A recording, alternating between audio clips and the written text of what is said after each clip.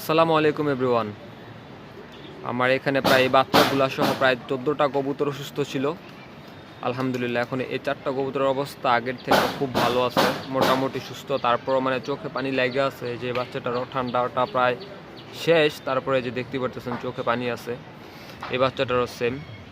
আবার এই দুইটা বাচ্চা একদম সুস্থ হয়ে গেছে আলহামদুলিল্লাহ, ঠান্ডাও সেরে গেছে, চোখের পানিও সেরে গেছে। মিলি বাচ্চা জোড়াটা, শুধু রেড চেকার প্যাডটা এখন আমার সুস্থ করতে হইব। আগে তো এইগুলোর খুব খারাপ অবস্থা ছিল, ভাবছিলাম একদম মারাই গেছে, বাট না, এখন আগের থেকে ভালো। এই যে আপনার এটা হচ্ছে বাচ্চাটা, এই বাচ্চাটার অবস্থাটা খুবই খারাপ অবস্থায় আছে আলহামদুলিল্লাহ। তবু আমি খুশি, আমার তো বাকি আরও 10টা যে বাচ্চা ছিল, 10টা বাচ্চা মারা গেছে। এখানে 4টা শুধুমাত্র ওই 14টা থেকে 4টা টিকে আছে। তো আশা করি এই 4টার আর কোনো সমস্যা হবে না। তারপর আপনারা দোয়া করবেন এই 4টা কবুতরের জন্য সুস্থ থাকে।